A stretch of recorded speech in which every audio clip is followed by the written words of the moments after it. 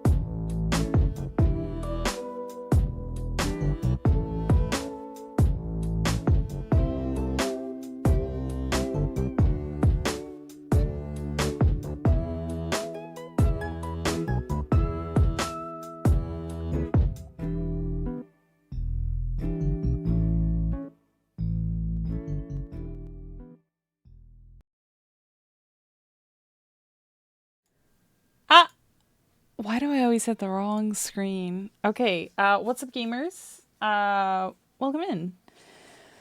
I hope everyone's had a really good Monday. I have, but I've also been up since like 4 in the morning.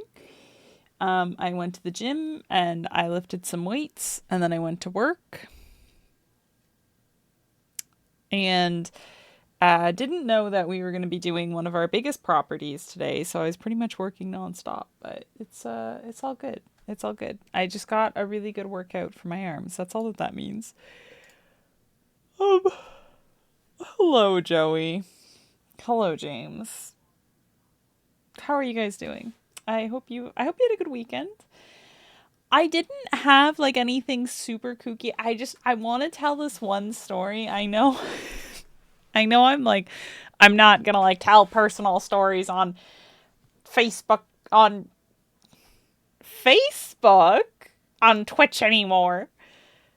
But I have one funny one. I have one that was genuinely just like I just like I got I was leaving a social event. Okay, it was Sunday. I was leaving a social event. And I hear this voice of someone I have been talking to, and they're like, "Do you know who Sailor Moon is?" And I like look over. They're like staring right at me. They're like, "Do you know who Sailor Moon is?" And I was like, "Yes." And they were like, "That person in there was called Darian. Tuxedo Maskalana." And I was like, "Have you asked if they're named after Tuxedo Mask?" Nobody knows. Nobody knows in that crowd who Sailor Moon is. And then they just got in their car and left. I genuinely was just like, what happened? What was that? It's one of my favorite interactions. I've been telling everyone about it because I think it's so funny. Like, it was very bizarre, but I really enjoyed it, so it was good. I am the tired mama. Honestly, James, same. I'm always tired, so I get it. I did get an air purifier though, so he's gonna be in the background from now on. Uh, that's what's up with that. It's good though. There was no alcohol, Joey. Joey, this was completely sober people. I was walking to my vehicle. It's broad daylight, and they were like, "Do you know who Sailor Moon is?"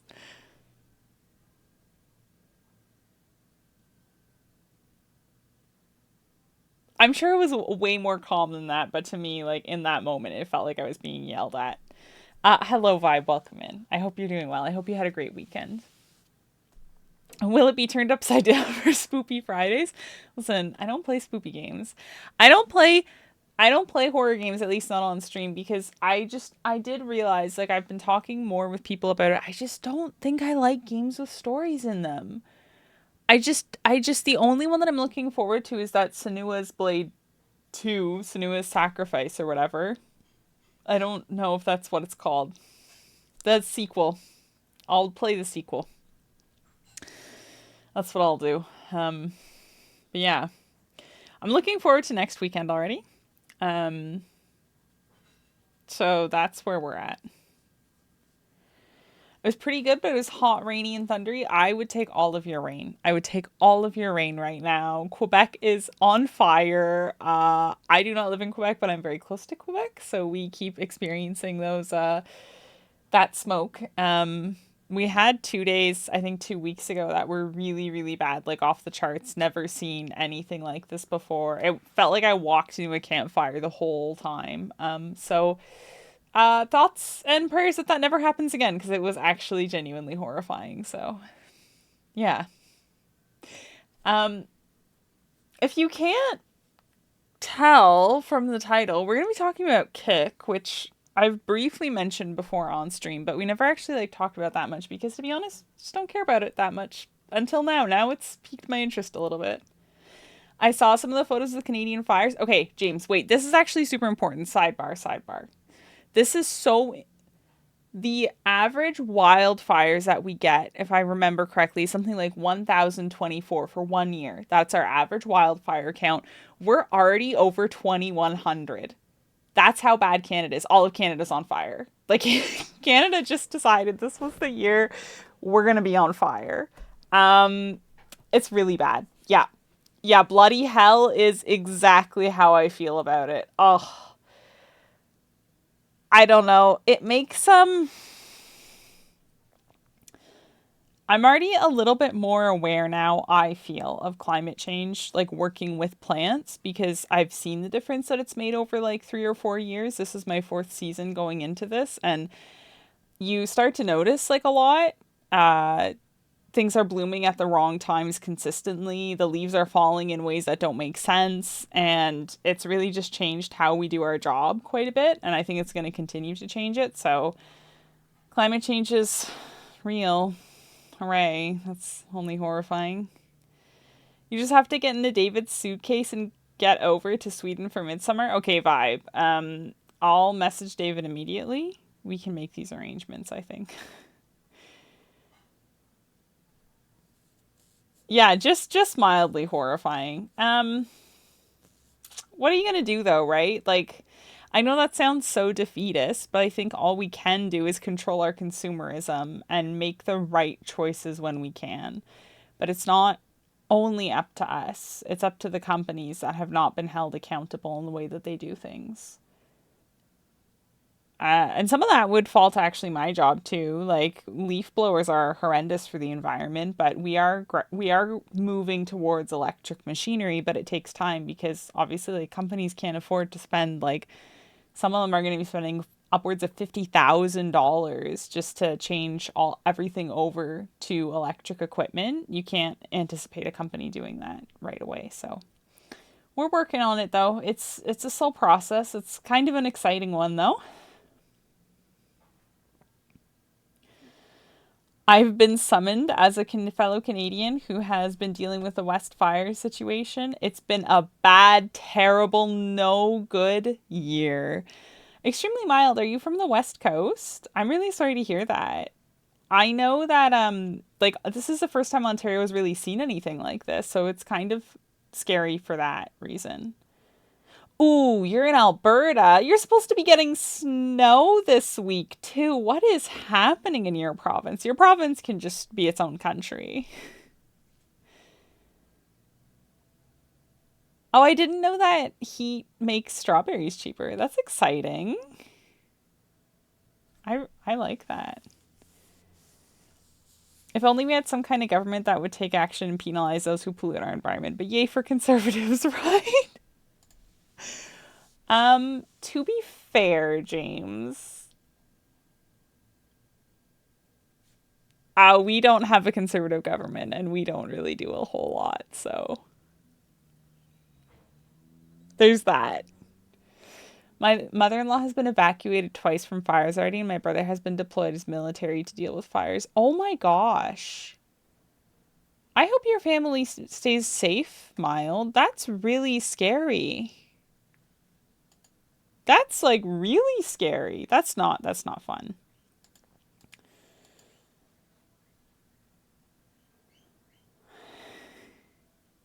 Yeah. Yeah, I don't know if any government is really feeling the call to action. And it is unfortunate because I did see this thing a while ago that was like, in the 90s, like people were being told like it's going to be an issue in the 2020s and the 2030s. This is when we'll start to see like the environment actually changing and it's not going to be good. Climate change will be really bad then. And everyone was like, "Yeah, but that's so far away." And now that we're here, it's like, "Oh, it actually like was not that far away." So, oh well. This is the path we decided to take, I guess, as a collective. The government will not hold the corporations responsible. No, of course not, because corporations, not to be a conspiracy theorist, but the corporations are running the government. That Futurama episode was true. Probably, James. Probably. Listen, cartoons get things right. Look at The Simpsons, right? They're always right. They're always right about something. Yeah. Uh, I've been finding it hard recently to read the news. Like, I've been reading the news more and getting more Google prompts that I've been clicking on, obviously, to talk about things like for this podcast. But I keep getting like more environmental stuff because I read this incredible piece by The Guardian. I don't know if the UK considers The Guardian to be a good news outlet, but there was this piece published. I don't know if this is it. Hold on. There's a piece published. I know I put it on my Facebook, so let me go dig it off of that and then close my Facebook so I don't dox myself.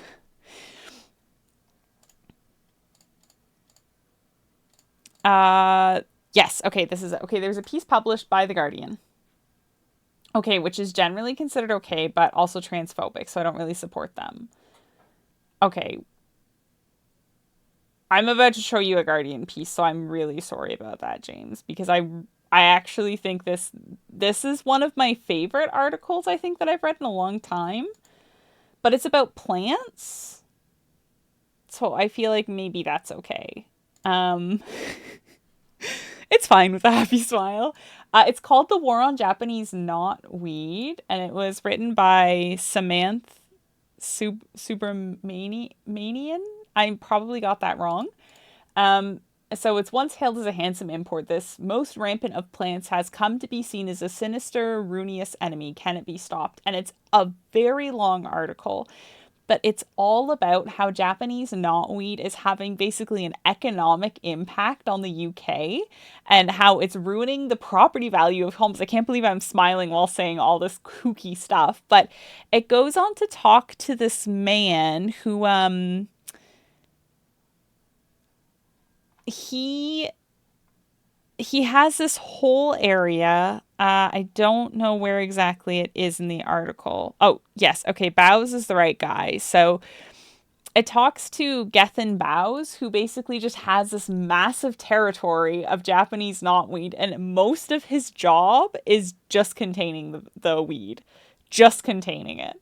And they had to like figure out when to use glyphosate, which is not good for the environment. That's basically Roundup. Glyphosate is basically Roundup. But they had to figure out how and when to use it, because if you use it at the wrong time on Japanese knotweed, it doesn't work. And it's just like the huge article, and they did tons of pieces on Japanese knotweed because I guess they've like introduced a fine in the UK. But this really, like, I was dramatic as fuck when I found this article. I like posted it like on my Facebook and was like, pray you never get this weed, because I've dealt with this weed before, and it doesn't even take over in the way that it does in the UK here, because it's not warm enough all the time. Like it gets too cold and it kills it off for the season, and then it comes back next season. But anyways, sorry, this is completely unrelated to what I want to talk about, but I just really like Japanese knotweed. It's my favorite weed. If you can have such a thing, it is this. We had to deal with that when we bought our house because it was found out in the back. Okay, no, how did you get rid of it? Can I ask? Did you hire a company? I'm very curious. Usually like for in Canada, you're just kind of supposed to contain it because it is like insanely difficult to remove. So you just kind of like cut it down and like stomped it. We had a company that came and treated it. Did it come back? I'm going to bet it came back. I shouldn't be smiling when talking about such a vicious weed, but I just can't help it. My boss thinks it's hilarious how like into this random weed I am. She's like, you just like need to you just need to like go to the UK and like go see some in person. And I was like, I know, this is very important. I think it did briefly, but not seen it in a while. Okay. Okay. Well, I mean, maybe. Okay, giant hogweed. My colleague thinks she touched some giant hogweed this year because her hands started blistering anytime they're exposed to the UV rays, and it lasts for like 2 years. It's absolutely crazy. Um, that's like one of the ones that we actually look out for at our job. Like we have some noxious weeds in Canada, like poison ivy, poison oak, poison sumac, giant hogweed, and poison parsnip, I think is what we usually look out for. It's really tough to ID though. I just wear gardening gloves all the time because I'm not good at plant ID. I've been digging out creeping bellflower for the last 2 years. I'm thankful to not have to deal with knotweed. I would be too, but creeping bellflower is a bit of a bitch. Like it's really far down. Like you like think that you get like a lot of the roots, and then like the more that you dig down, you start getting like these massive carrots. And I heard that it's really bad out like Calgary way, in terms of how much it's taken over. Like it's just like taking over people's lawns now. So it's really pretty though. It gets a nice pretty purple flower if you're into that. My favorite weed is the little flower that looks like a burnt orange dandelion. I don't know if I know what you're talking about. A burnt orange dandelion. We might not have that one over here. Or maybe it's just not its season, or maybe we just don't let it get that big. Joey, the only reason why I know about giant hogweed is because I spend a lot of time like in areas that would have it, so you have to be like careful. Obviously just don't like go run around in the brush and you'll probably fine, but you know how it is. Anyways. Oh, Vibe, you take your time, but you let me know when we get there. We I want to talk about Kick. And I want to talk about Kick for really one reason, and I think it's the reason that everyone can guess, is this. Kick just stole XQC and Amaranth, Twitch's top male and female streamers within 48 hours. Uh, this is super interesting to me for a few reasons. Okay, so first of all, what is Kick as a streaming service? Is absolutely kooky to me, beyond bizarre. I was looking into the owner because I knew the owner. Like the owner of Kick has a gambling website that uses cryptocurrency, and that's how he funds Kick to operate. What blows my mind the most out of this is things like Twitch and YouTube Live do not make money, like at all.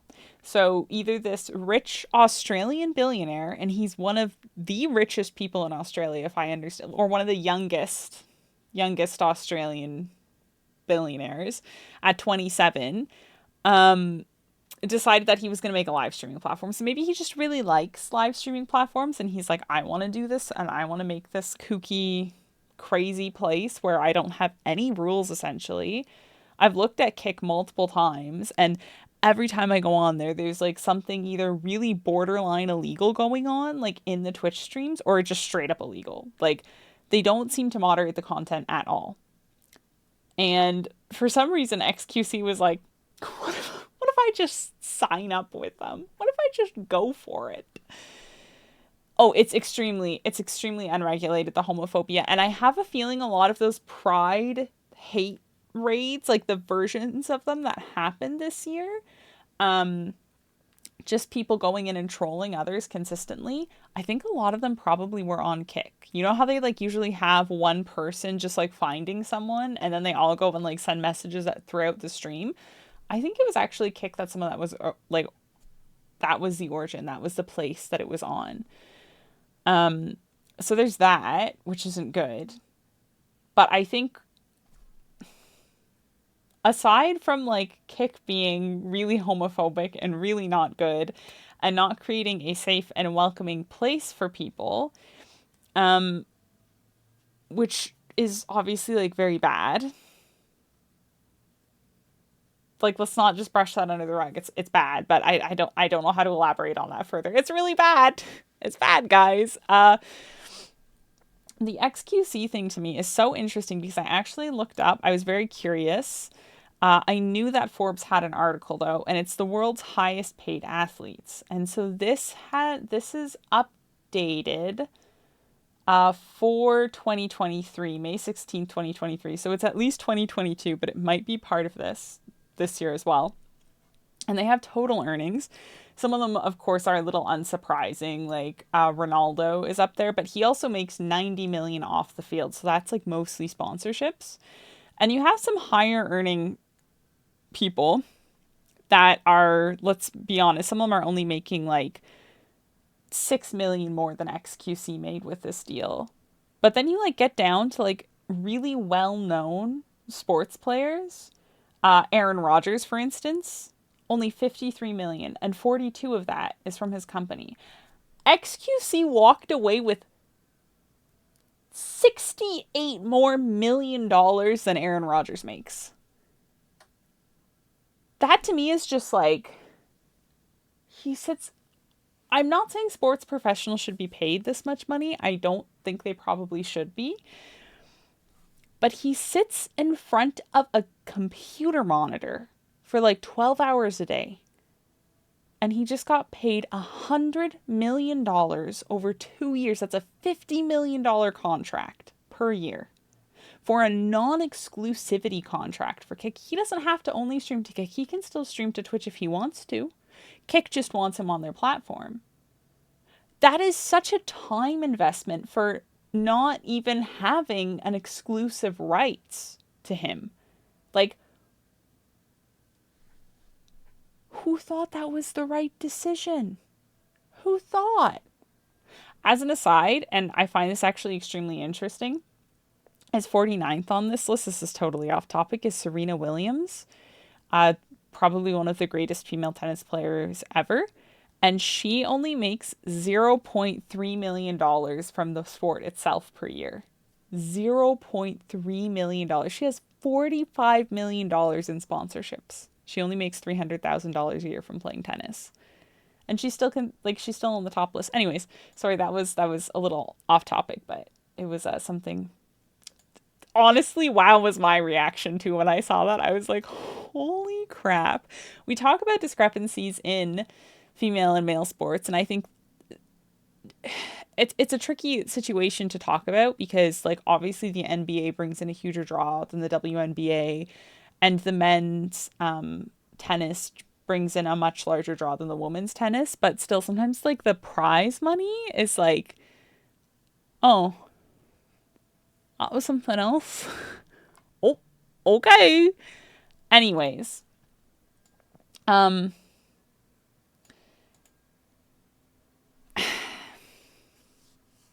I saw like some, I think they were false though on Twitter. I did Google actually before it is false. I think they're going after Kai though as well for Kick, which I'm not saying any of these people are good. Okay. I don't want to call them bad people because I don't want to paint like all Twitch streamers with the same brush, but there's a lot of controversy surrounding some of these content creators as well. So like personally, if they want to go off to Kick and be Kick streamers, you by all means be Kick streamers. Even though again, you're allowed to stream on Kick and Twitch at the same time. So Orange Hawkweed. Hold on. I'm going to pull this up. Oh my gosh, I know this weed. Hold on. I don't see it very often though, I don't think. Oh, I don't think we let it flower usually. That wouldn't be great. Hold on. I'll pull up a little picture. I don't want an identity guide. Oh, it's a Minnesota wildflower. Isn't that cute? Look at this. Yeah, that works. Look at this. She's cute. I really like this. An infestation of orange hawkweed. I don't like the looks of this. This would be a pain to get rid of. But this is cute. Yeah, it is very cute, but on a small scale. On a small scale, Joey. Oh, and now they have a little reporting thing near the National Monument. Okay, no idea what that is in Minnesota. Oh, someone's talking to Sharon. Oh, this is Sharon. That is the case with many invasive species. Well, okay, so we could talk about invasive species, but we're not going to. We're not going to. Okay. So, they got XQC and Amnaranth, the top male and female streamers. I don't know where Amnaranth ranks in Twitch streamers in general. I've never actually looked that up. This article might include it, but I don't think it does. So on top of not making money, right? We know Twitch isn't really profitable for Amazon, and that's one of the issues that they're having right now. Even though Twitch does a 50-50 split with affiliates and not like special partners, I don't really understand like how you get the 70-30 split. Oh, sorry, it actually explains it right here. Rolling out a 70-30 split for people who have between 350 to 2,200 non-gifted subs, something that can be earned by maybe 1 to 2,000 total partners across the platform. And Kick does a 95-5 split.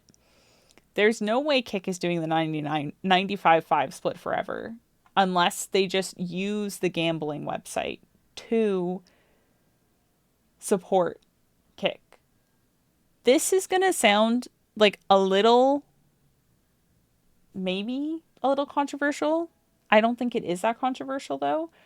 I think that XQC and Amnaranth have gone to Kick, are going to get that bag, and they're going to bank on the fact that Kick is going to die. Even though, again, it's a non-exclusive... Again, it is a non-exclusivity contract. If the other websites let them stream on that platform still, but they won't because they have exclusivity contracts, they could still have their content.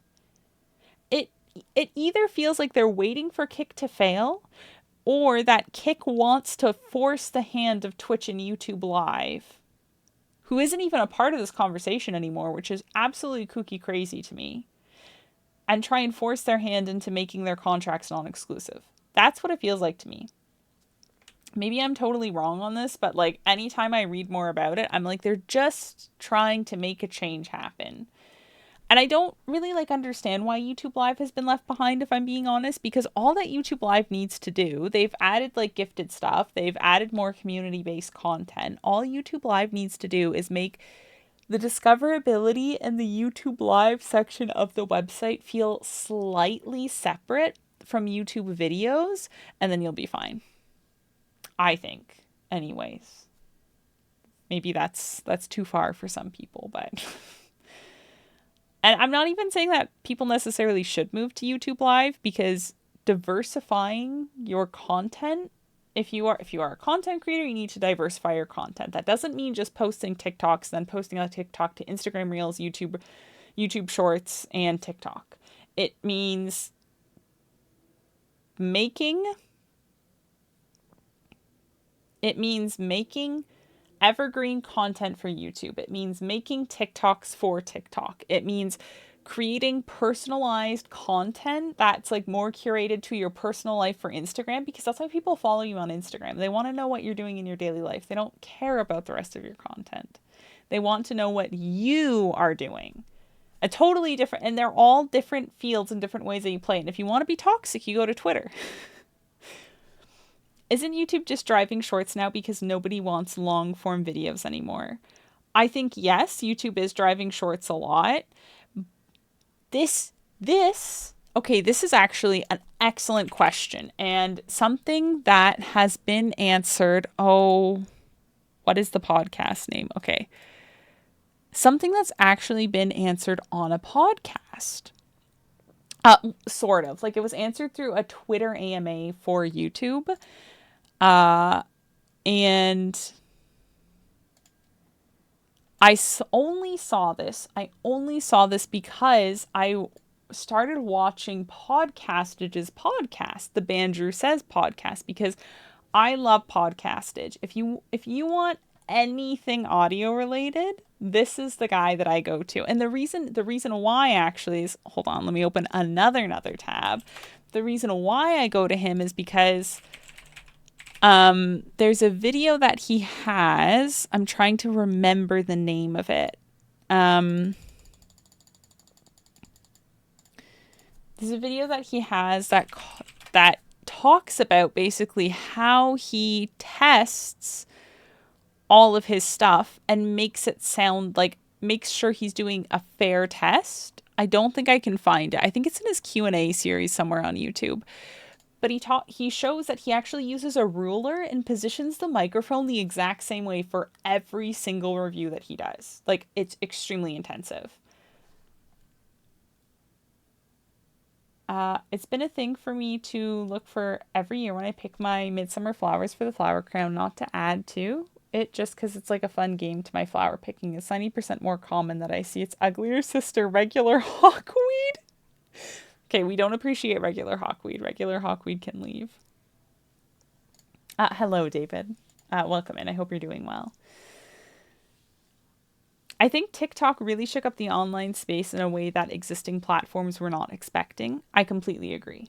I think TikTok created an algorithm that caught people's attention, has shortened attention spans essentially, and made people, quite frankly, addicted to their phones. And now if they can doom scroll in any way, they will. TikTok is ruining people. I don't like TikTok. I do not support TikTok. I think TikTok is really, really toxic. That's just me though. Anyways, this guy, Podcastage, has a segment in this video, and I really recommend people go and watch it. It's only about 9 minutes long, and it's what metrics really matter for YouTube growth. I'll drop a link right here, even though I'm live. So don't watch it right now. But go watch it later. Just save it. Just save it or something. But what essentially is said in this Twitter AMA is that YouTube has actually changed its algorithm. We don't know when they changed it, because for years and years we were being told the YouTube algorithm is based on watch time, and you can gamify the system by, if you post it, it's a percentage of how much of the video is watched. So if you post a 10-minute video and someone watches 5 minutes, that's 50% of the video. But if you were to post like a 20-minute video and someone only watches 5 minutes, and it's like, what, 25%. So the algorithm reads that as a worse watch rate, and then it would recommend your video less. It'd be like, oh no, which is why the 10-minute format started rolling out a lot more, and everyone was making 10-minute videos because that's what people would watch like 5 minutes of and then click away. So this YouTube guy came out on Twitter, and someone was like, hey, how's the algorithm work right now? And he said, oh yeah, we changed it a while ago. It's based on likes now. So now it's based on likes, dislikes, and survey recommendations, survey suggestions or whatever. I don't know what that is. Like, it's the survey that you get for your video, but no one knows how frequently you get it, and you do not get access to the information that survey does. So a huge metric is just hidden from YouTubers right now. It's just completely hidden. So likes and dislikes are what matter. It's not about watch time anymore. They don't really care about watch time. I'm sure it does matter. Like, it weights a small amount of the metric, but the metrics are like and dislike. So I've actually started liking a lot more YouTube videos, because if I see something that I like and I want to see more of, I click the like button. I'm like, please keep doing this. Look, see, this is even liked. I've liked this one. Because I'm like, I'm going to like this video because I like this podcast. And this was actually really interesting. I listened to them while I play Diablo. So that's my little time. That's my little time with Diablo by myself. My phone broke last week, and that's probably the best thing to happen for my mental health in a while. For a long time, I've had, that's right, James, I've liked and subscribed. And honestly, again, this guy really deserves it. Like, Podcastages, such a good YouTuber. And his podcast is really good too. And it's actually, his podcast is interesting because I'm pretty sure he changes the microphone that he uses on it. Like, I don't think this is the same. This mic here, I don't think it's the same in the next episode. Today, the ease of use. Oh, maybe it is. I Today, lied. I swear he changes it though. I think he does today based on the what. make sure. Stop talking, please. I think he changes it based on what he's reviewing at the time. If we go back a little bit. Today. Look at this. Completely different microphone. That to me is just so kooky. Anyways, it doesn't matter. It doesn't matter. That's like a very sidetrack thing, but it's just something cool. I've seen those. Would this video be suitable for the thing you just watched or whatever? Yeah, I think that's the one that that does it. That like changes it slightly or whatever. Yeah, I think reminding yourself that it costs nothing to give a little like is important. And like, that's the best way to support a lot of content creators, you know, is to go and just like their content. Anytime I see someone I know, even if I'm not watching the video, I try to leave the video up running in the background if I can to give them that extra watch time and those extra watch minutes. And I always like it. And it's just to help my friends out because it's like that you gotta like every little bit helps.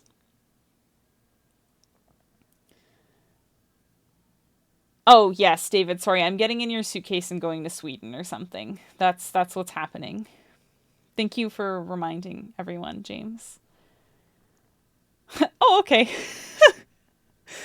All right. I was gonna say though earlier to that phone dying comment. For a long time I had timers on my social media. I took them off when I was in Japan and never reinstated them, and I probably should. But I had like 5-minute timers on all my social media, and I found it really productive because if I opened up my phone because I just wanted to do something, I always went to Duolingo and started learning a language. That was like the thing, because Duolingo is so quick and easy as well. Like it's only like 2-minute lessons half the time. So I would just go and like practice French or something for like 20 minutes instead of doom scrolling Instagram. And I found it was actually like really successful and a good way to kind of keep moving forward. So I liked it. We're going to close the Japanese now. That's not relevant. It was a very cool article, but we don't need to talk about it. I've got the Google digital well-being stuff turned on so I don't use social media during the workday. Okay, James, see, like same page. We're same page in it.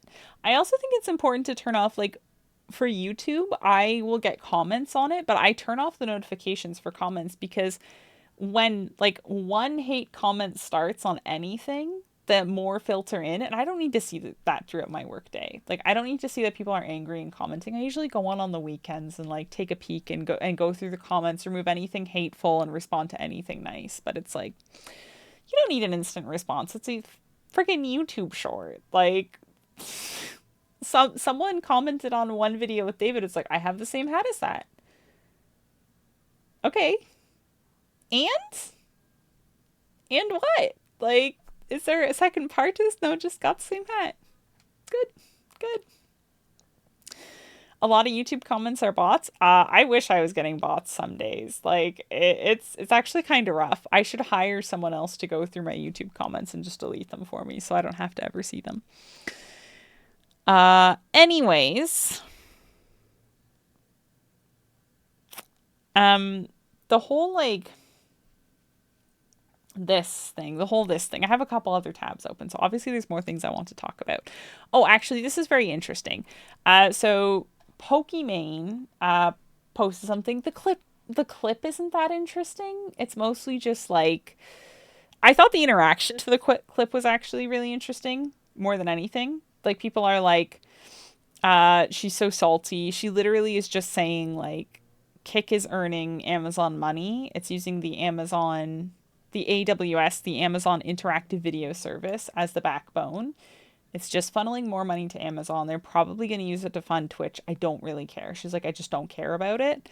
And everyone's like, oh, she's salty. She didn't get the 100 million deal. And I'm like, I don't know why people are saying that. Like, poor friggin' Pokimane, honestly. Anyways, this is the one that was interesting. Asmongold, and I tried to find this on his Twitter, but I couldn't. But I found other interesting things on his Twitter. So, Kick makes Amazon money, but not Twitch. Ironically, this might be better for Amazon because their profit margins might be better with AWS versus Twitch. This, I think, is really, really key here. It might be better with AWS versus Twitch. If Asmongold is right, and this is all speculation, if he's correct, that means that literally Amazon could just shut down Twitch eventually and just be like, it doesn't matter. It doesn't matter. I think they'll get some backlash for doing it, but maybe they want Kick to succeed, and maybe they want Kick to do better. If it's from a profitability standpoint, they've never had anyone, since they acquired Twitch, they've never had anyone competent running the company. Nobody. Like, what's happening? We're just letting it all fall apart. James, I would appreciate any likes you can spare on my YouTube channel. None are required, but thank you. Pokimane is like 23 and is a millionaire. I don't think Pokimane's 23, David. Pokimane is 27. Oh my gosh, Pokimane's the same age as me. Why am I not a millionaire?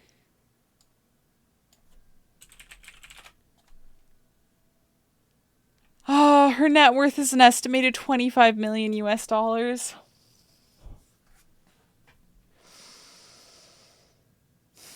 I would just never work again. I'm kidding. Sort of. Probably not actually kidding. I would think I would just do whatever I want to do.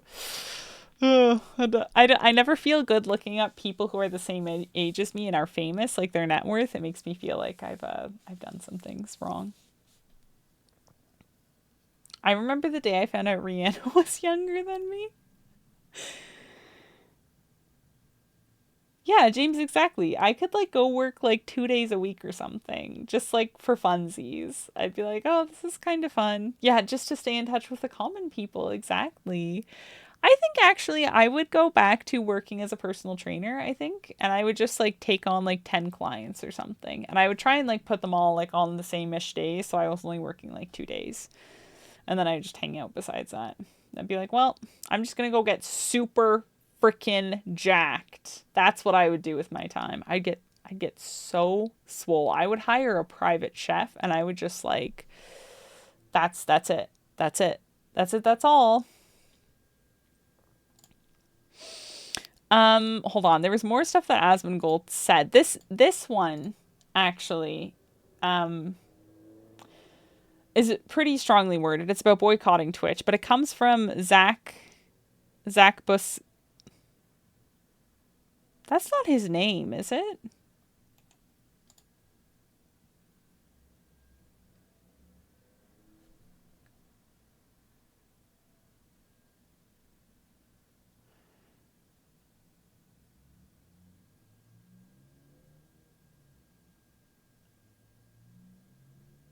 Zach Bussy is his name?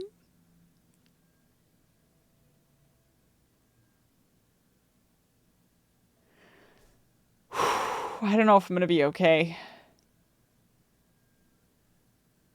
I'm really sorry the clip isn't working, David. I fix it and then it breaks within like 2 weeks and I'm like, well, I guess. I don't know if anyone else has to like reset their clip thing frequently. Maybe it's just like part of it and I'm really bad at that upkeep. So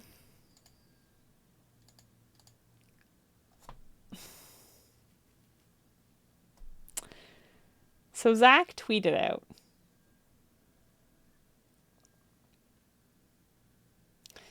Zach tweeted out that Twitch has new branded content guidelines. This has been walked back, I'm pretty sure, by the way. Yesterday, we released new branded content guidelines that impacted your ability to work with sponsors to increase your income from streaming. These guidelines are bad for you and bad for Twitch, and we are removing them immediately. So it's just done. Like, it's not going to happen. But this Asmongold, who is in a weird place with Twitch, I think we all know. I hope we all know that he's in a weird place with Twitch, so I don't know how to feel when he's like boycott Twitch. But it had like a huge amount of limitations for streamers, which would affect their livelihood if they were doing this. If they were doing this like for a living, what was allowed, this I think is easier to understand, is showcasing products in your stream background. So like that Jeff Keighley meme, the Doritos and Mountain Dew. You could be Doritos and Mountain Dew man. Including links to other sites that promote things. So you could put like a little discount code. Discussing, endorsing, or unboxing products or services. So if you want to be one of those kids on YouTube who unbox products, you're free to do so. Playing sponsored games. And branded panels on your channel page. Which to me is very non-intrusive advertisement, but I understand that people want like burned in ads, logos on stream, audio ads. Companies want that. So it is what it is. I'm a fan of non-intrusive advertising, but not everyone has to be. I only pay like attention to Asmongold because of World of Warcraft. And also he owned that Twitch house that went through a lot of drama.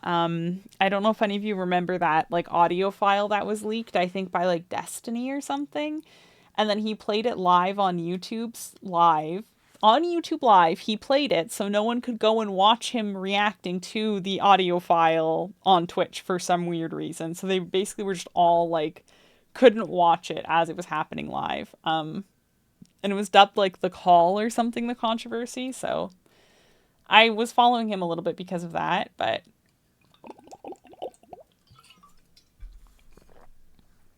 I think for the most part, like, I'm not going to scroll through Twitter replies on live on stream. That seems risky, but anyway, so they had the new branded content guidelines. On top of that, they also had that new affiliate partner. They had the new affiliate and partner agreement that affiliates auto accept and partners have the option to opt into. And now if you want to break your affiliate or partner agreement, it costs $25, which isn't a huge deal, but to some people it would be. The only channels I know use burned in ads are the huge esports tournament channels, like have like a Kia ad. I've never seen a Kia ad on an esport channel. Okay, good to know. Did you guys see?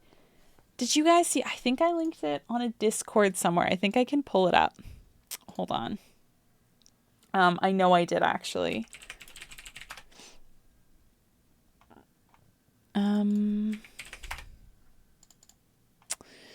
I want to talk. There's an esports kid. This is very off topic. Ah, here it is. Okay. This 10-year-old kid. This kid just went to an esports like LAN event for Apex Legends and absolutely like dominated, like beat really, really top players. And he was just like, I'm just gonna win an Apex Legends tournament real quick as like a 10-year-old. I'm pretty sure he's 10.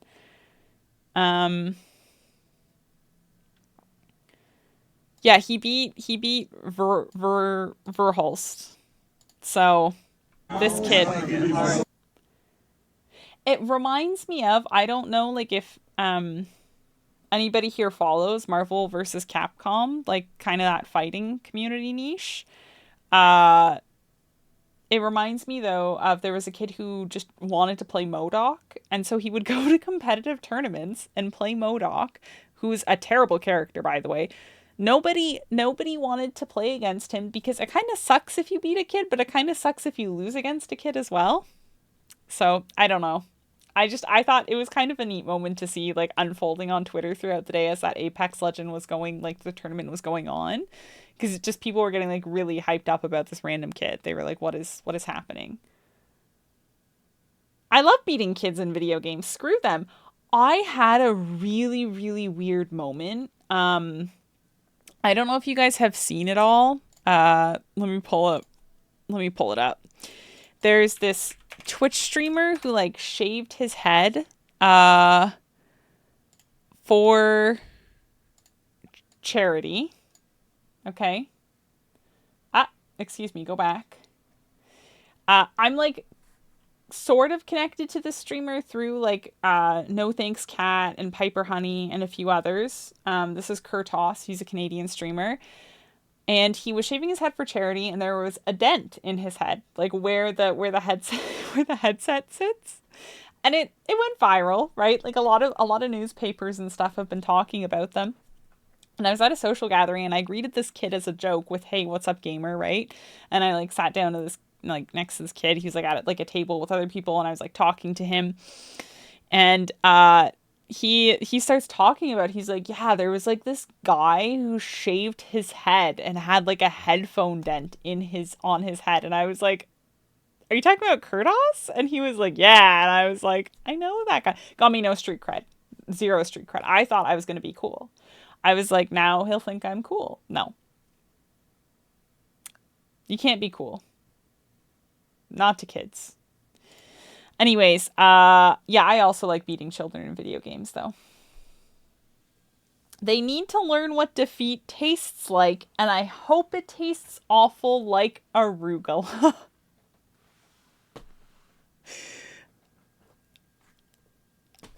What? Is that just... I feel like that should just be the end of stream. Alright, well... We're force-feeding kids arugula or something. There is a lot to unpack there. Extremely mild. I quite like coriander, except when it gets stuck in my teeth. I don't know if I like a lot of green vegetables, I'm gonna be honest. I like green peppers and I like cucumber, but like the leafy greens, I kind of have to like make myself eat them. I had to eat, I think it's partially because I had to eat so much spinach because I was very iron deficient. So I was on tons of iron supplements. I was eating spinach nonstop. I was having meat like every single day. And I would just make like these smoothies, like protein shakes. And I would just throw in like 3 like massive handfuls of spinach every single day. And since then, I don't really like spinach anymore. I think I ate too much of it. Maybe I should just put it on a little sandwich or something and call it a day. Is arugula and coriander the same thing?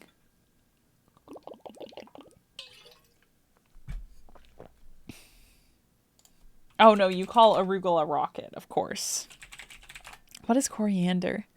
Oh, coriander is cilantro. That's disgusting. You like coriander, James? For shame, honestly. Ew. That's disgusting. I don't like that.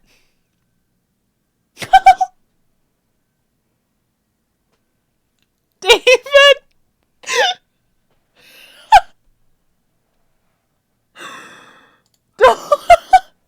Don't time people out over their opinion of cilantro.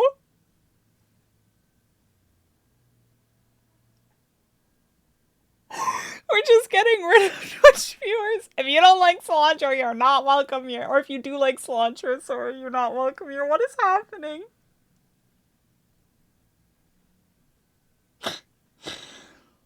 Oh no. Okay.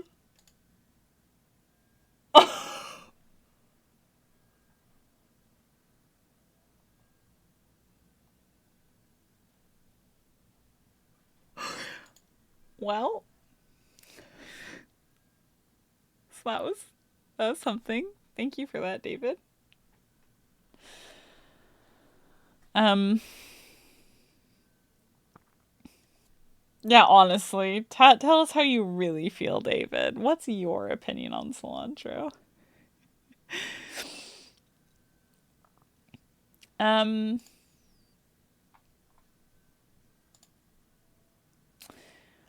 and then there was this guy who was really salty and was like, Twitch are so desperate for money, they're taking it from affiliates who cancel their contract. That's great. That's fine. Okay, whatever. Whatever. What's really can't use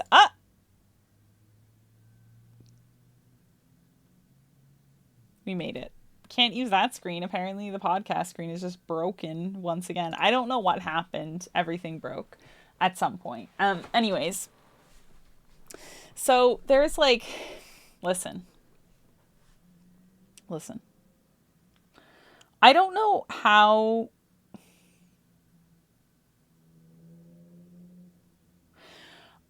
YouTube Live though was left out of the conversation. Like people want to find a separate platform from Twitch. They're upset with Twitch and the way that its community is the not the way that the community is going. They're upset with Twitch in the way that they're running the company and the way that they're giving the money split and the way that they're doing all of this.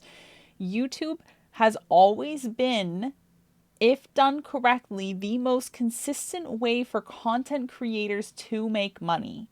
It's based on ad revenue. It's not based on making kooky deals like Instagram is. It's not based on hopping on trends like TikTok is. YouTube is about evergreen content and making sure that you have content that people are interested in. You can grow like steadily on YouTube. Everybody like YouTube gets so many eyes, so many ears, so many everything. And then and then and then rather than utilizing YouTube and growing on YouTube, which is what a lot of Twitch streamers should be doing, they're going to Kick. Kick is homophobic, it's hateful, and there are two different opinions that I'm seeing with Kick. One is if it's a at least straight passing white man, we'll put it that way, a straight he appears straight and he's white and he appears to be a white man, okay? Because I don't know everyone's ethnicity. I don't know all their sexualities. I don't know if I care enough to learn them all. No offense to anyone here. Um, if they hit those boxes, so they're man, white, straight, they're like, there's nothing wrong with Kick. Kick has like the same amount of hate that Twitch does. I don't know what everyone's talking about. If they fall into any other category outside of that, it changes. And suddenly it is Kick is a really vitriolic and hateful community. So why are we just supporting more of the same more of the same people, more of the same content? What's happening? What's happening? If you stream on YouTube, if you were to stream on YouTube or multi-stream to both YouTube and Twitch, which I don't think you're allowed to multi-stream if you are anyone on Twitch anymore. I'm pretty sure they've changed the multi-stream rules to even apply to just every average user. You can't stream on Twitch and stream on YouTube anymore, even if you're not affiliate. Anyways. So rather than utilizing YouTube, making their evergreen content, growing on YouTube, diversifying their portfolio as a content creator, and setting themselves up in a successful way, if you want to be a successful content creator, Kick's just going to throw money at them and call it a day. And now I'm not saying I'd say no. If Kick came to me and said $100 million, I'd say, I'm going to stream on Kick. Sorry guys, I'm going to be honest. I think that would be a sellout price for me. Because I would just ban everyone who's like slightly hateful in my chat. And I would just tell everyone to get the fuck out. But I wouldn't tell anyone I know to be like, yeah, go to Kick. I think this is a really good idea. Because quite frankly, I don't think streaming on Twitch is a good idea. If you're trying to make it as a content creator, I don't think streaming on Twitch is a good idea. I think it has one of the worst gains in terms of growing your audience and growing the people that you reach. And it's because there's too many people streaming. And it's all at once, and it's all doing these kooky things. And to change your thing on Twitch, right? To change your...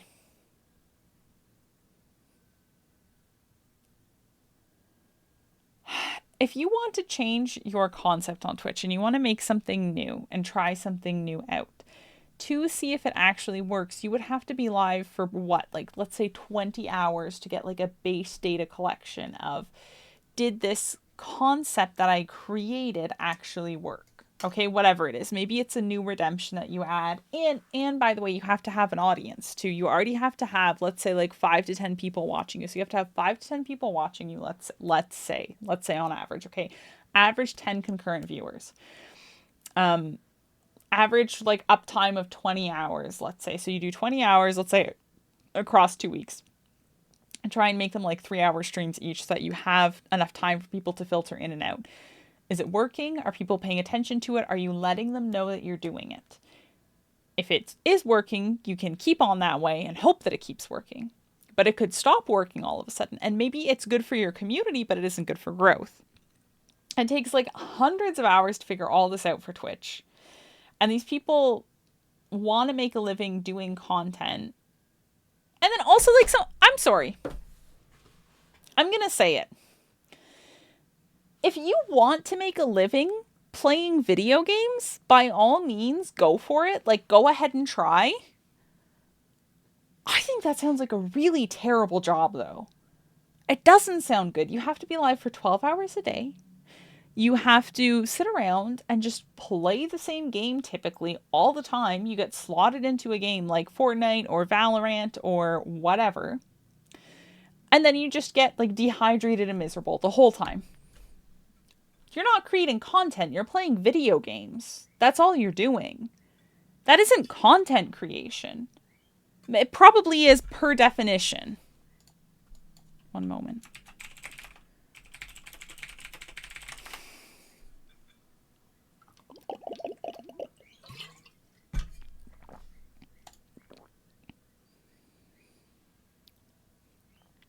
Okay. Content creation is the act of producing and sharing information or media content. Okay, it is content creation. I'm wrong. I'm wrong. Sorry. But I'm still mad. I'm still mad.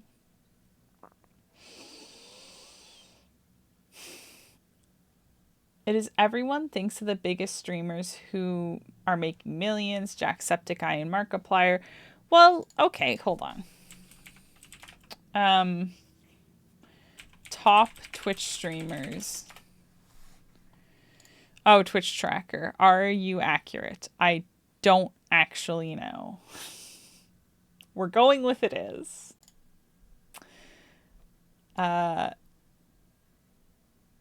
Kings League. What is Kings League?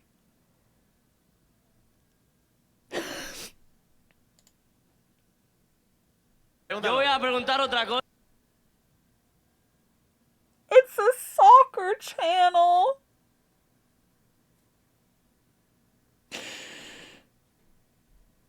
The most popular channel on Twitch is a soccer channel. It's a platform for gamers. I'm not okay. I'm not okay. Sorry, I'm going to continue reading chat. This is not okay. Apparently, as an ordinary Twitch user, you may have been able to simulcast to other Twitch-like platforms in the past, but the current TOS do indeed ban any simulcasting with Twitch's permission. Yeah, I think that's one of the big things that they changed actually in this TOS update that a lot of people are really upset about. Every platform has its own unique culture. I found Twitch somewhat frustrating, but also I don't expect anything from it at this point. I think that's the right way to go about it. And I think like, especially something like Twitch is like such a grind, as people would say, that like, why would you ever go live if you don't enjoy it? The only reason why I've stuck with streaming this time and I'm actually enjoying Twitch is because I'm doing what I want to do on it. I'm not sitting around playing video games, which like there's nothing wrong with, by the way. And I love watching people game on Twitch, but that's not what I want Twitch to be about for me personally. And I don't think there's anything wrong with that. And I'll probably stream more games again in the winter, but for now, like, also I don't have time. I play maybe like 5 hours of games a week right now. Like, it's tough out there. I don't get to game all the time like I want to. Monica, welcome in. It's good to see you. Hope you've had a great weekend. Hope you're having a wonderful Monday. Do you have internet? Is that why you're here? Even if you make partner, you can't live on that. No, absolutely not. There's only a certain percentage of people that can actually live off of Twitch, and it's very, very small. It's not what people would think. Twitch is like a really complicated side hustle, if anything. Apparently, as an affiliate, you cannot put your videos up on YouTube until after 24 hours of it being streamed on Twitch. That's actually really important to know. I do not have internet. Tech will be here tomorrow. I love this conversation, by the way. I want to hear it all. Oh, Monica, thanks for being here. I'm really sorry you don't have internet yet. That's really stinky. I don't know what's going on. Is this another sports person? No, this is an actual person. I've never watched this person's live stream. I'm not actually gonna like watch it, but I want to know what they. I want to know what they do. Oh, so this is a side quest thing. Oh, it's a gaming community.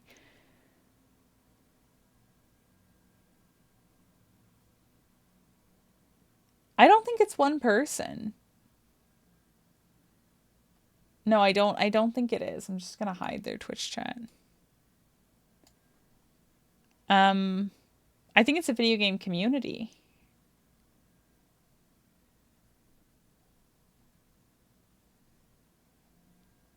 And it's all plural, so I'm assuming it's more than one person. Yeah, it's like a news and wiki network. So take out the top two, which is a soccer league of all things, which I'm still like, I actually don't know how to feel about that. And take out that community. Oh my gosh. I hate Windows. Oh, Fextra Life covers Diablo 4 a lot, so that's probably why they're big at the moment. Okay, that makes a lot of sense, actually. If you take these two out, XQC is like the top streamer, which I feel like a lot of people already knew. And then it's Blasphemir, it's Kai.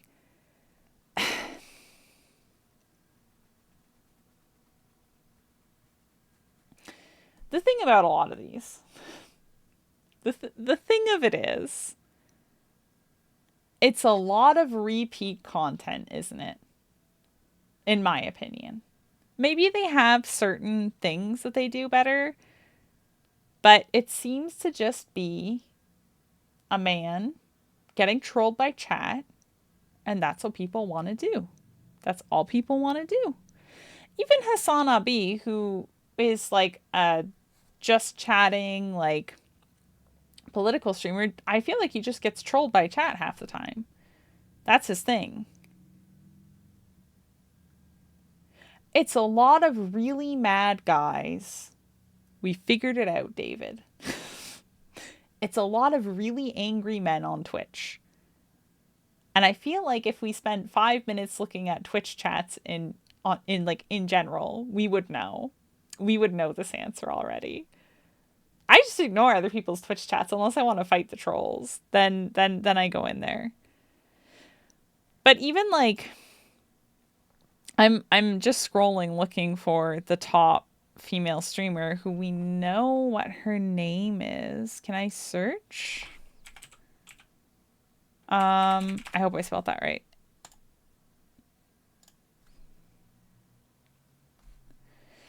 It'll load one day.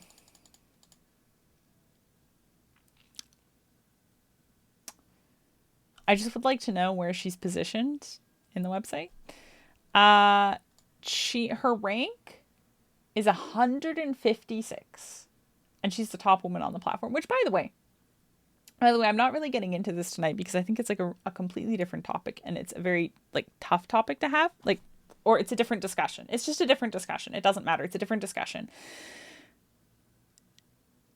Why does everyone sit around and say that female streamers pull the content away from the men when the #1 female streamer on the website is rank 156? Where's the argument?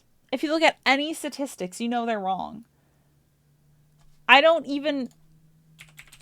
Pokemon's still on Twitch. Valkyrie left for YouTube. Pokemon's still on Twitch. Pokemon is a huge name. Huge name. One of the first female streamers, I think, of 273. Rank 273. And there's people that are going to sit around and say things like, Well, the women are just selling their bodies live on Twitch, and that's why they get the views. Absolutely not. This is preposterous. I'm furious. It doesn't make any sense. It's a terrible argument, and it's not based by any evidence. And they're like, don't let facts don't care about your feelings. Then look at a fucking fact for once in your life. Look at a fact. Elena is standing up and writing a note in her pad. Actually, I have a little cute little notebook in front of me. I could do that, but it bothers me, and it makes me angry because it doesn't make any sense. Like, and they wanted to stop, like, this was a long time ago now on Twitch, there was the whole drama about the booby streamers. They're like, what if we try and stop the booby streamers?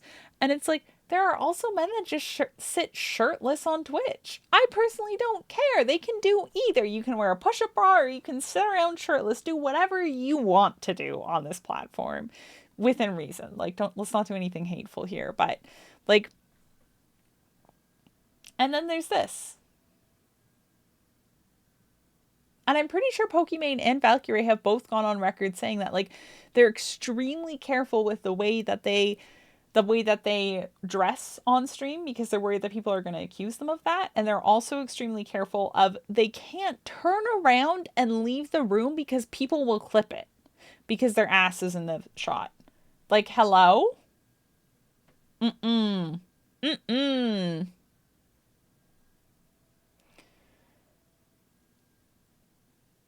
Mm-mm. It doesn't even make sense without looking at the stats. Well, James, I mean, there's that. There's that whole side of the conversation too. But if you want to be rational about it and have your logic and your facts about it, it doesn't add up. It doesn't work. Get out. Get out of my house. There's something about the people that get traditional media interviews are hedgehogs and have usually strong stances that may not be correct. They're just good at creating sound clip moments. Okay, yes, I would agree with that. Yeah. I think so. I think because there's a lot of really intelligent people, in my opinion, that I know that are either creating content or maybe like it's just famous people that you've watched who sound very intelligent and they don't seem to get as many interviews. And I think part of the reason is because just like they're not like as soundbitey. They're not as cute and kooky, right? The Marvel Cinematic Universe did not have to advertise itself whatsoever for Marvel's Avengers. They just had to like pair them up for interviews and then they were fine. They literally like all those clips went viral consistently. Anyways,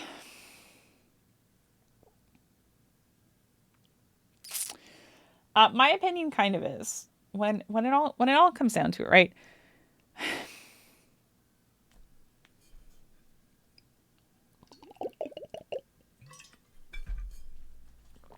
Hold on. I can see her current active subs.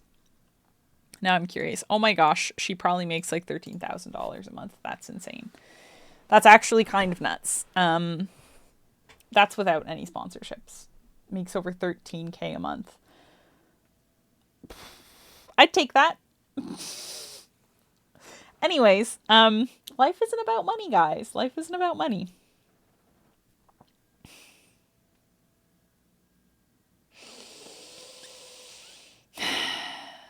It is amazing, David. It is.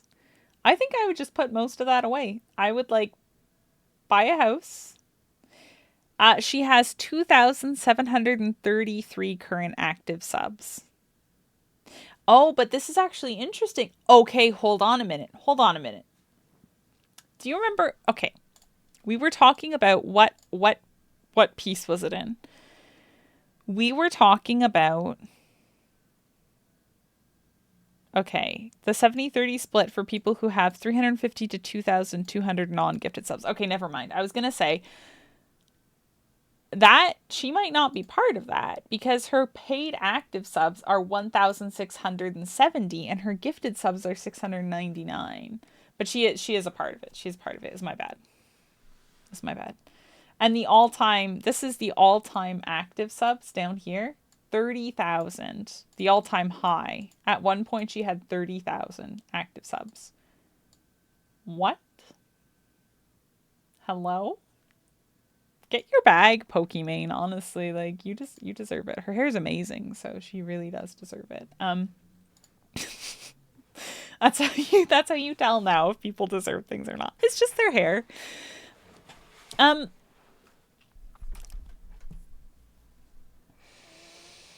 Oh my gosh, David, she's not 21. David, you're gonna stress me out so much. I think the thing of it is,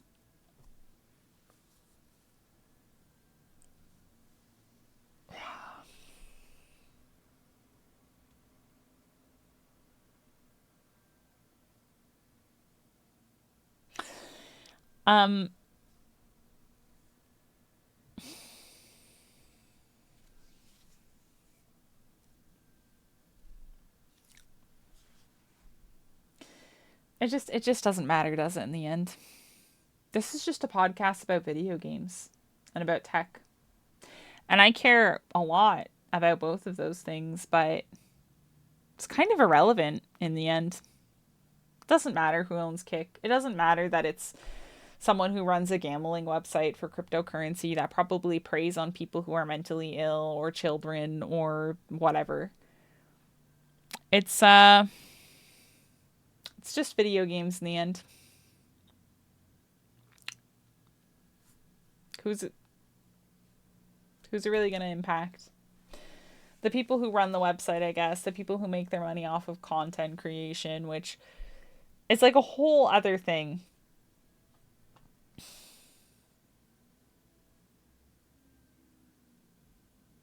Allow me one last tangent.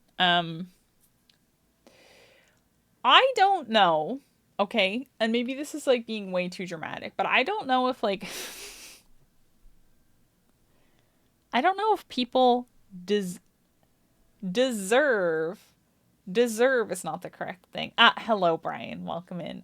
No, we were looking at Twitch tracker actually. We're looking at Twitch tracker.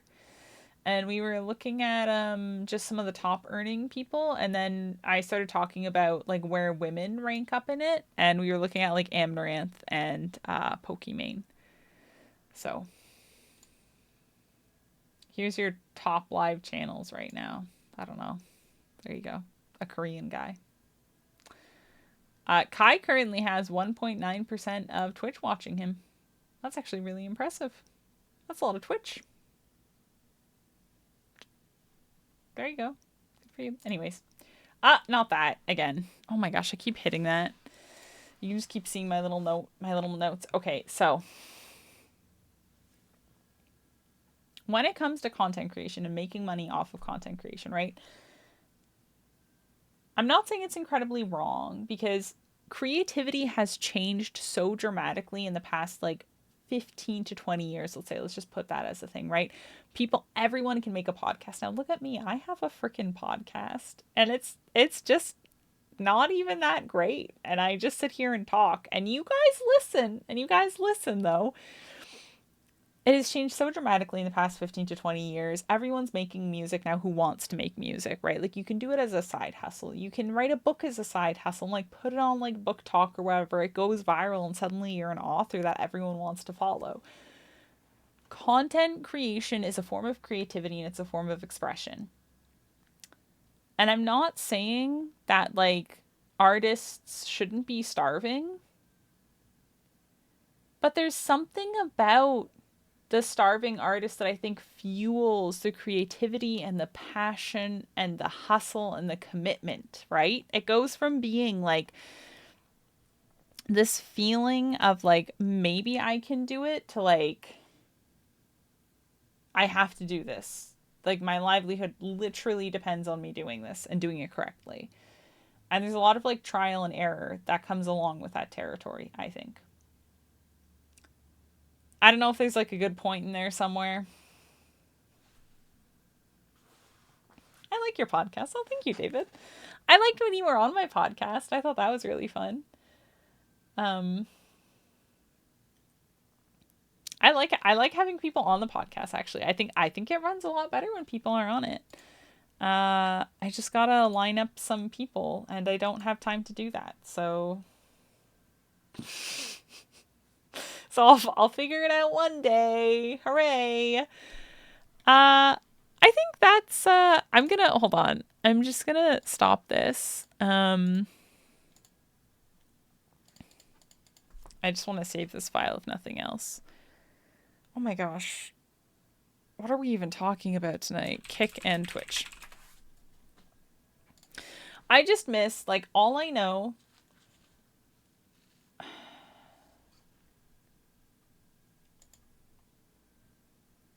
It was actually so much fun because it was just a conversation, as it should be, I think. I think you're right, David. And it really did feel like a conversation. Like, and every time I've had people on my podcast, that is when I get the most compliments, in my opinion, on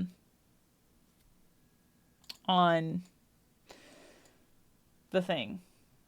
The problem is, actually, if we want to talk about content creation just slightly further, the problem is, and this is very interesting, is YouTube Shorts hates those clips. If you put, like, a little clip up that's like a little podcasty clip, they're like, no, show it to 80 people tops. Get the fuck out of here. Actually, there was a one or two with David that went really well, but it really does not like those clips. And then I put, like, the fucking...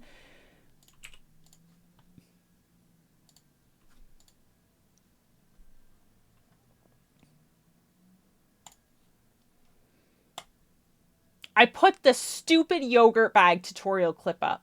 This stupid ass yogurt bag. Look at that. 1.6k views. You know what I did? All I did is I, like, slapped it in the thing, blew it up, made it, like, into the TikTok thing and said good enough. These clips took effort. I had to listen to the podcast again. I had to think about it. I had to find what I wanted to highlight and what I wanted people to know this content was going to be about. This one with 3 views. Okay, the audacity of this 3 view one. And I know this one, I think 3 views. I was fucking pissed. And I'll show you why. I wrote out all of this text by myself, synced it up, got it ready, and YouTube said 3 people. That's it. That's it. No one else. No one else. 3. You're on the worst video, David. You can't come back. No, it's fine. Some of the other videos did great. If I didn't add text to them, they did better because, see, I think so. This I figured out. I think this. Oh, sorry. This has to do with it thinking that it's a TikTok, so it doesn't want to push it because it doesn't want it to be like a reused content. That is my best guess. At all of the ones without it, look at these 2. Okay, these 3. These 3. Don't have it, like, close to 1,000, 1.3, 1.6. Easy. There's nothing on them.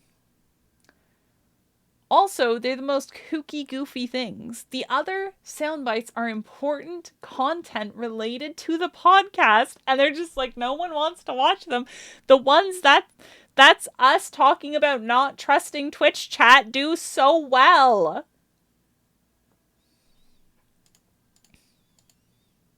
That's my rant. That's it.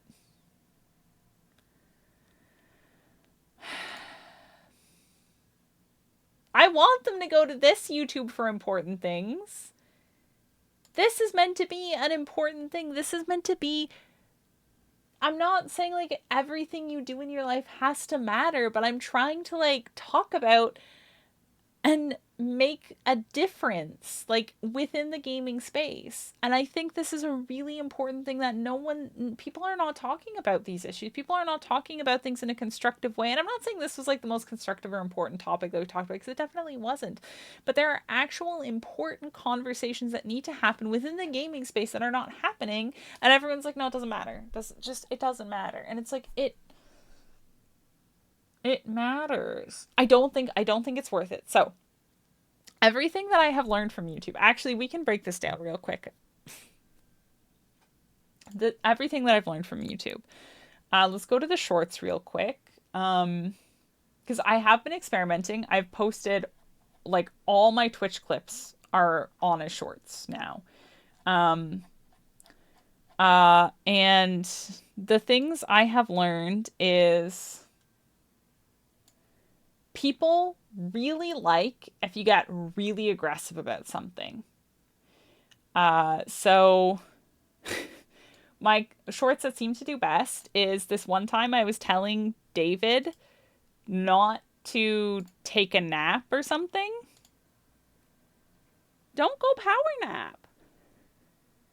Take care of yourself. Like, eat your dinner if you haven't. Eat your food, drink your water, do your things. I don't know if you've done a workout. I don't know if you work out on Sundays. Do your things. Get ready. Get ready for tomorrow. And then go to bed. Not to look down the camera and point. David is getting a lesson. I'm just worried for David. That's all. Drink a time. This did so well. Like, everyone was like, yeah, this is the one. And then there was this one. Milk coffee that I was talking about on the left. I loved it. I fucking loved the milk coffee. I would drink that every day of my life if I could. That was the most delicious thing I've ever had. This is the milk coffee that I was talking about.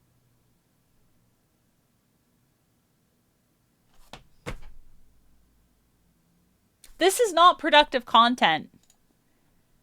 This isn't good content. This one where I scream during Fortnite, which I won't play because it actually blows my ears out when I do. Loved it. Wobble Dog's content surprisingly did very well. But only like cause now at this point. It was so hit or miss. Is to make Ashley long. I think Obsidian's a bit of a lost cause now at this point. I think our main priority is to make Ashley long. I was literally talking about making my Wobble Dog long. People ate it. People ate that shit up. But then you have things that, like, what's a good example of this, actually? Hold on, I'm just scrolling through a few of these. You have a clip that you think might do well because it's following it's following the other rules of these shorts, which the rules are so far: strong opinion, getting mad at people, and just like talking about whatever the hell I feel like. Okay, that's what seems to work. So you post something like a soundbite like this, which is where I'm just talking about how much I like Sifu. The only good roguelites to hit the scene this year. We had a lot of inspired games as well. We had something like Sifu, which took roguelike elements, but wasn't necessarily a roguelike, and that was ended up nominating for. Okay, hold on. I have a new theory actually. None of these did well. None of these did well. Except for this one, which was me freaking out about something as a joke. So of course. These did well because they didn't have text. These did not do well because they had text. I don't know why the Jack ones flopped just completely. I was actually really pissed about this. The yogurt bag thing went well. Okay, my new theory is with those ones, actually, now that I've thought about it, is it has Game Chop's music, which is credited to Game Chop, but it has Game Chop's music underneath. And I don't know if that reads the music weird and says, no, don't push that one because it's got weird music. Maybe. I need to dive even more into the metrics because I have, I have them also categorized, right? With any, you can actually see my liked videos. Look at that, 25. Anyway, sorry. What I'm trying to say is I have them categorized into like gaming shorts, podcast shorts, and just chatting shorts because people like to watch shorts and that's what they want to watch. You can find them easier than that way, right? I would have to take a look and see too if the shorts, when I publish them, are affected and impacted based on what category they're going into. Are all the podcast ones doing worse than the just chatting ones? There's a lot of metrics, and apparently it's the likes, but I just don't know if I believe it. I just don't know if I believe it. I think other things take place too. People just like strong opinions, probably. I have literally no aggression. Then find your thing, David. David, maybe it is an aggression. Mine is. We all know this. I'm just aggressive and mean to people for no reason. You are the hedgehog. Strong opinion, that is sound clippable. Thank you, extremely mild. Thank you, I appreciate it. I think there is a certain amount of randomness, yeah, because it pushes the content out to someone, and then it's up to that person to decide whether they like it or not. And let's say it's the first like 5 people. If they don't watch it through and they just flick by right away, bam, you're done. Also, if someone closes the app, you're cooked. It's over. You're never being shown to that person ever again. Like that is a death sentence, at least on TikTok. My name was changed to extremely mild because of a podcast you're on. Interesting. Is the podcast out there somewhere? Would I be able to listen to it if I wanted to?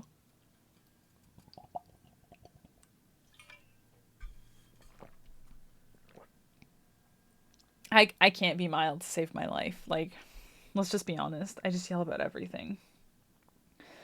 Anyways, that's what I've learned from YouTube, basically. And also, I'm playing with the consistency now.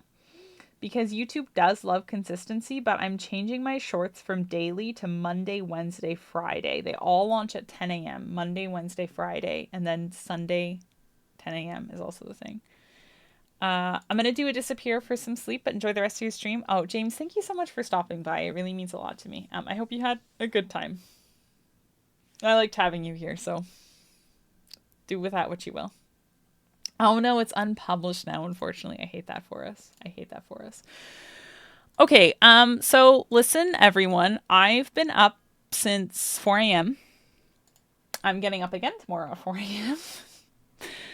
I'm really proud of myself, though. I'm gonna flex on myself for just a minute. I'm gonna flex on myself for 1 minute. I'm very proud of myself for going live because I was not feeling this whatsoever. And I didn't think I was going to do it. But I did it. And we talked for like an hour and 40 minutes. And I think that's like way, way better than like I thought I would do.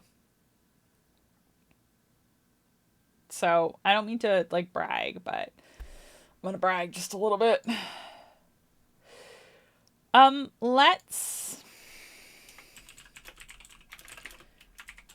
I've taken a peek at who's online.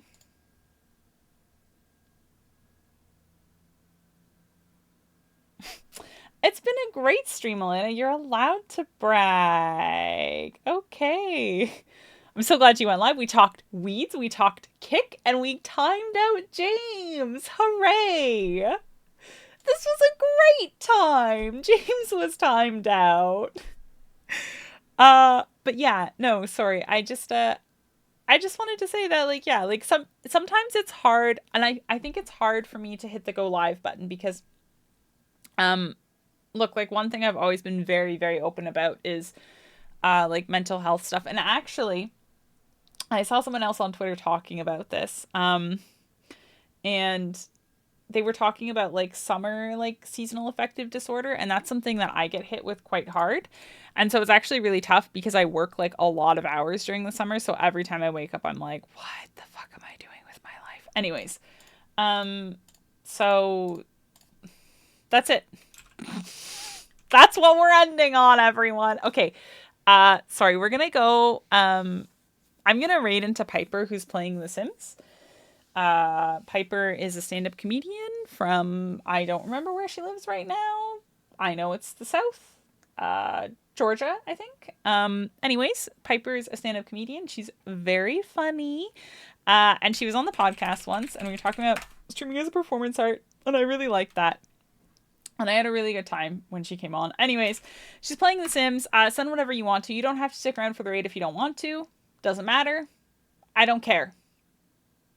But Piper is doing something kooky with their channel, so we're gonna go see that. Anyways, again, thank you everyone for being here. I really appreciate it, and I appreciate all of you, and I hope you all have a wonderful week. And I don't know when I'll be live next, so have fun with that.